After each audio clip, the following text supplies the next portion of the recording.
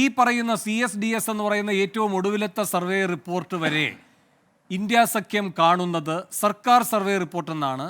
കഴിഞ്ഞ ദിവസം 13 പ്രതിപക്ഷ കക്ഷികളിലെ നേതാക്കന്മാർ കൂടിയിരുന്ന് എന്താണോ രാജ്യത്തവർ ജനങ്ങളുമായി നേരിട്ട് ഇടപഴകിക്കൊണ്ട് മനസ്സിലാക്കിയ യാഥാർത്ഥ്യം അതിൻ്റെ കണക്കുകൾ പുറത്തുവിടുകയുണ്ടായി. അതാണ് 295. അത് സർക്കാർ സർവേ അല്ല, ജനങ്ങളുടെ സർവേ എന്ന നിലയിലാണ് അവർ അത് അവതരിപ്പിക്കുകയും ചെയ്തത്.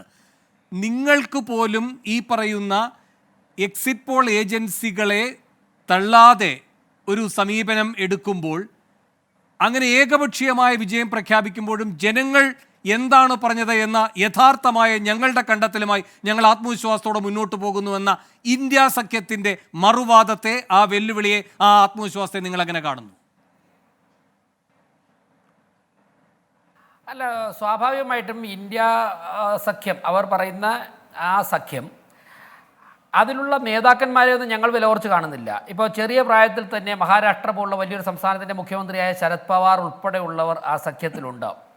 ആ നേതാക്കന്മാരുടെയൊക്കെ തന്നെ പരിചയ സമ്പത്തും അനുഭവ സമ്പത്തും ഒന്നും തന്നെ വില കുറച്ച് കാണുന്നില്ല. അവരൊക്കെ തന്നെ ഇന്ത്യ അറിയാവുന്ന നേതാക്കന്മാരൊക്കെ തന്നെയാണ്. അതുകൊണ്ട് തന്നെ അവരെ വില കുറച്ച് കാണുവാനോ അവമതിക്കുവാനോ ഒന്നും ഞങ്ങൾ തയ്യാറാവുന്നില്ല. അങ്ങനെ തയ്യാറാവാനും പാടില്ല. പക്ഷേ വർത്തമാനകാല യാഥാർത്ഥ്യത്തിലേക്ക് വരുമ്പോഴേക്കും അവർ നേതൃത്വം കൊടുക്കുന്ന ഒരു മുന്നണിയുണ്ട്. ആ മുന്നണിയിൽ എനിക്ക് ഇന്ത്യൻ രാഷ്ട്രീയത്തിലുള്ള പ്രസക്തിയെക്കുറിച്ച്, ഇന്നത്തെ പ്രസക്തിയെക്കുറിച്ച് ചിന്തിക്കുമ്പോഴാണ് ഞങ്ങൾക്ക് വ്യത്യസ്ത അഭിപ്രായമുള്ളത്.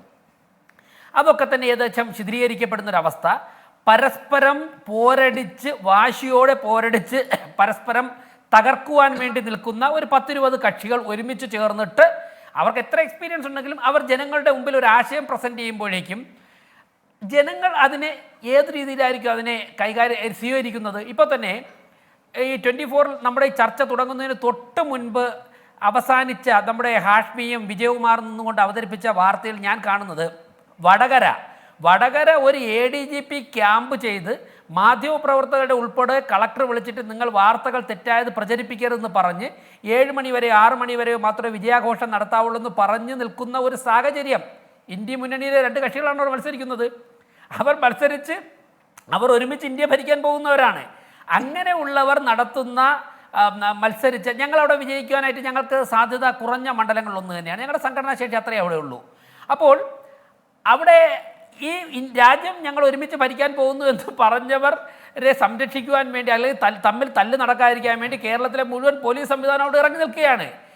ഞാനൊരു ചെറിയ ഉദാഹരണം പറഞ്ഞെങ്കിൽ ഏറെക്കുറെ ഇത്രത്തോളം അല്ലെങ്കിൽ ഇതുപോലെയൊക്കെ തന്നെയാണ് മറ്റുള്ള എല്ലാ സ്ഥലത്തും. ഇന്ന് കോൺഗ്രസിൻ്റെ ഒരു മുതിർന്ന നേതാവ് വ്യക്തിപരമായിട്ട് എന്നോട് സംസാരിക്കുമ്പോൾ അദ്ദേഹം ഷെയർ ചെയ്തത്, പഞ്ചാബിലുള്ള ചില കോൺഗ്രസ് നേതാക്കന്മാർ പറഞ്ഞത് അരവിന്ദ് കെജ്രിവാൾ ജയിലിൽ നിന്നും ഇടക്കാല ജാമ്യം കെട്ടി ഇറങ്ങിയത് പഞ്ചാബിൽ കോൺഗ്രസിനൊരു ബാധ്യതയായി മാറിയെന്നാണ് അദ്ദേഹം പറഞ്ഞത്. പഞ്ചാബിലുള്ള കോൺഗ്രസിൻ്റെ നേതാക്കന്മാർ സംസാരിക്കുമ്പോഴേക്ക് പറയുന്നത്, പഞ്ചാബിൽ അരവിന്ദ് കെജ്രിവാൾ ഇറങ്ങിയത് അവർക്കൊരു ബുദ്ധിമുട്ടായിട്ട് മാറിയെന്നാണ് പറയുന്നത് കോൺഗ്രസിന്റെ ജയത്തിന്. അല്ല, അതിപ്പോ താങ്കളോട് ചെവിയിൽ സ്വകാര്യമായി പറയേണ്ട കാര്യമില്ല. പഞ്ചാബിലെ അവരുടെ കോൺഗ്രസിന്റെ സംസ്ഥാന അധ്യക്ഷൻ ആപ്പുമായി ബന്ധപ്പെട്ടും കെജ്രിവാളിന്റെ ജയിലിൽ നിന്നുള്ള ജാമ്യം കിട്ടിയുള്ള വരവുമായി ബന്ധപ്പെട്ടുമൊക്കെ കൃത്യമായി എതിർ നിലപാട് പറഞ്ഞിട്ടുണ്ട്. ഒരു സംശയവുമില്ലാത്ത തരത്തിലുള്ള വിമർശനമാണ് അദ്ദേഹം അവിടെ ഉന്നയിച്ചിട്ടുള്ളത്. അതെ വേണു, ഞാൻ നേരത്തെ പറഞ്ഞ ഇന്ത്യ സഖ്യത്തിലെ നേതാക്കന്മാരുടെ പാരമ്പര്യത്തെയും വ്യക്തിപരമായിട്ടും അവരുടെ അനുഭവ സമ്പത്തിനെയും ബഹുമാനിക്കുമ്പോൾ തന്നെ ഇത്തരത്തിൽ പരസ്പരം കിട്ടുന്ന ആദ്യത്തെ അവസരത്തിൽ തന്നെ പോരടിച്ച് തമ്മിൽ തകർക്കുവാൻ നിൽക്കുന്ന ഒരു സംവിധാനത്തിന്റെ കയ്യിൽ ഈ രാജ്യത്തിന്റെ, ലോകത്തിലെ 3ാമത്തെ സാമ്പത്തിക, കാര്യം ചോദിച്ചോട്ടെ, നിങ്ങളുടെ ഈ NDA സഖ്യത്തിൽ തന്നെയാണല്ലോ TDP ഉള്ളത്, ചന്ദ്രബാബു നായിഡു ഉള്ളത്. പ്രധാനമന്ത്രി നരേന്ദ്രമോദി പറഞ്ഞത് എന്താണ്? മുസ്ലിങ്ങൾക്ക് സംവരണം കൊടുക്കുക, OBCക്കും SC/STക്കും ദളിതുകൾക്കുമുള്ള സംവരണം അടിച്ചുമാറ്റി മുസ്ലിങ്ങൾക്ക് കൊടുക്കാൻ ഞാൻ ജീവനോടെ ഇരിക്കുമ്പോൾ അനുവദിക്കില്ല എന്നാണ് പറയുന്നത്. അദ്ദേഹം ജീവനോടെ ഇരിപ്പുണ്ടല്ലോ. TDPയുടെ മാനിഫെസ്റ്റോയിൽ പറയുന്നത് എത്ര ശതമാനം സംവരണം മുസ്ലിങ്ങൾക്ക് കൊടുക്കുമെന്നാണ്. അപ്പോൾ ആരാണിപ്പോൾ ജീവനോടെ ഇരിപ്പുണ്ടോ ഇല്ലയോ എന്ന് സംശയിക്കേണ്ടത്?